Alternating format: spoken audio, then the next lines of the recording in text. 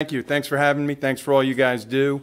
I was up in New York for 30 years, and I did a lot of things with the New York State Public High School and with the group out of Syracuse that did all our rankings and things. So I know what goes into everything that you all do. So thank you so much.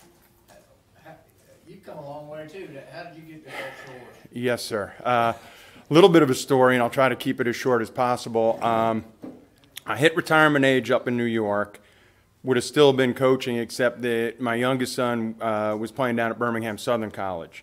So my wife and I thought we were going to live in Nashville for a year and be groupies and chase him around. And I have a pretty good history up in New York. So Coach Graves up at Birmingham Southern said, "Hey, why don't you join the staff?" And I said, "Coach, Birmingham wasn't on my bucket list. I'll be there for a year. It's about all you can count on me."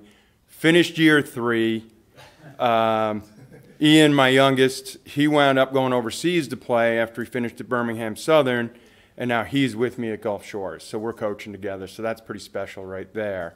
Thought I was heading back up to New York because he was at a college up there, Mount St. Mary's at D3, and my older guy was at Davidson and coached there with Coach McKillop when Steph came through, and he's at a boarding school up in New York, so we're a basketball group. My wife, who's along with me today, is my toughest critic and our guy's toughest critic. She played in college, and she's coached when I was an AD up in New York. So that all went full circle, and I actually got a call from Coach Allen up at West Point. Thought I was going to be their ops guy and work with that program.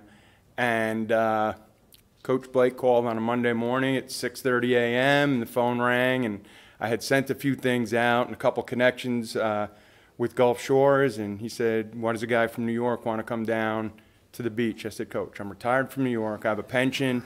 I'm going to live at the beach and coach basketball. I don't think it gets much better than that, right?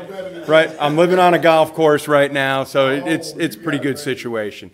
So it was hard because we were ready to head back to New York, so it's been a little bit of an adjustment. We went back up. My oldest guy got married.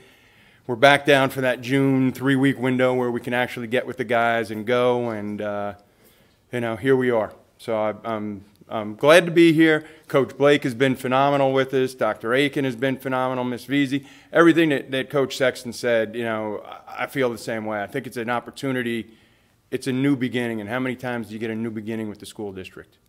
How lucky are you to come in and you got two of the top 100 players right there in Gulf Shores, C.J. Lyman and Cade Brown?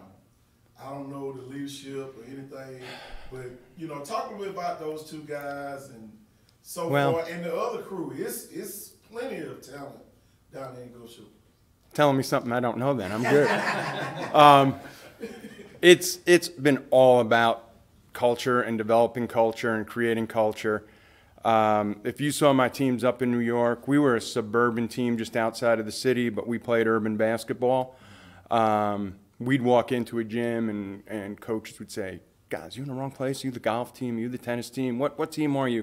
And then we'd win by 15 or 20. I said, "We are the basketball team, but we'll beat you in those two sports too if you want to play them." So we're trying to develop an attitude, because the beach attitude is a little bit like they're happy being happy. Like they don't know how to get after it yet. And that was one of the nicest things after we went up to Robertsdale, and the Bryant coach said, "Guys, you guys should be doing a clinic. You've been working with them for a week, and they're playing this hard." And just like Coach said, we want our guys to get after it. We want it to be a street fight if it's got to be a street fight. We want to just get down and dirty for those 32 minutes. How have the kids reacted to you? I think they're embracing it. I think kids. Yeah, they've heard a little bit about that. We don't go there that much. It's when other people bring it up. It's. It was a nice honor. I'm a big Patriot fan, and I'm a big Belichick fan. And my high school football coach went to Wesleyan with Belichick. So we won a state title, and my high school coach, Terry Smith, was a process guy.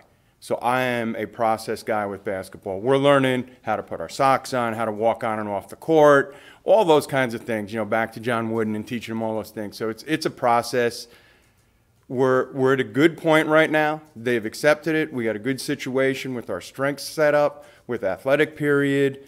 The guys have been exposed to a lot of basketball, and they don't know what they don't know yet. They really don't. I was fortunate with the 3 years up at Birmingham Southern to have exposure to Coach Dwayne Rebold, who won the 2 national championships up there, and who his protege is over at Mountain Brook. So we're going to try to play like Bucky plays. We're going to try to press on makes and misses. I don't know how it's going to look. We might lose 100-20, but we're gonna try to get after it. It's going to be a different style, and it feels like it's a different style than what's played down here. But we're going to try to get after it. We're going to guard from one end to the other. We'll shoot the three because we got some guys that can shoot. Cade Brown has had a tremendous growth spurt in terms of maturity. I know last year watching some films, he got the best of himself, and we've talked a lot about that. We've connected him with some people.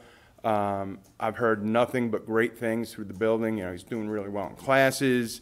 Really excited about him. CJ's still trying to figure it out. He's bounced from a few places, so he's never really had one voice, and that's what we're trying to get right now, to get him disciplined. And he can play, and Lionel Bass is another guy that can play, and so we got some pieces. It's a matter of them trying to get into some structure and play and go from there.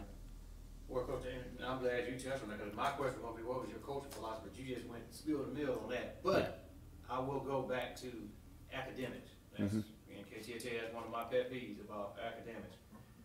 Being a student athlete. What do you instill in your player with the background you have? What have you instilled in these players here at Gulf Shores about being a student athlete? So you mentioned the Hall of Fame, and that was nice, but probably the two of the biggest awards I got when I retired was the Golden Whistle, which was from the referees board, and I was the only coach to ever receive that.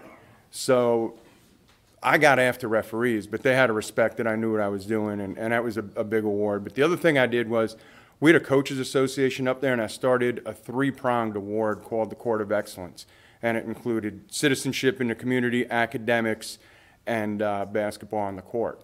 And we would have our area dinner, and 300 people would be there, and we'd honor the top 10 scholar athletes. So that piece is with me from the get-go.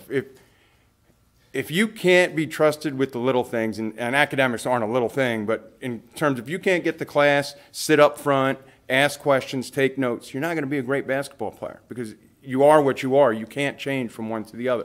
So academics are super important to me.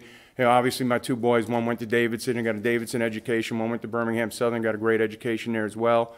That's really important to me. So we're gonna push that and strive for that all the time.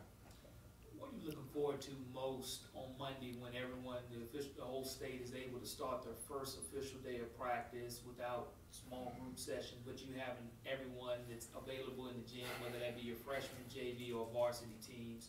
What are you looking forward to the most? I'm probably looking forward to 2 Mondays from now when football's done and I get those football guys back and they're healthy. We've been going through some tough times with football, and I give Coach Blake a lot of credit, and I give those kids that are going out there a lot of credit, because they're truly, like he said this morning, they're heroes, they're warriors, and we got a couple guys from that football team that are going to make a big impact. It's going to be kind of nice to line them up and let them run against each other and see what we've taken away from this past 8 weeks.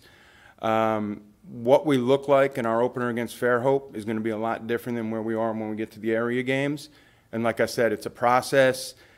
I can't even point in the right direction to tell you where half our opponents are from. So, we'll be getting into places and figuring things out. And I've been looking at some film, but, until you see them in person, you don't know quite what they're about. So it's still going to be kind of a step-by-step, kind of baby steps right now. And hopefully by Christmas time, we're walking a little bit, and by the end of the year, we're running.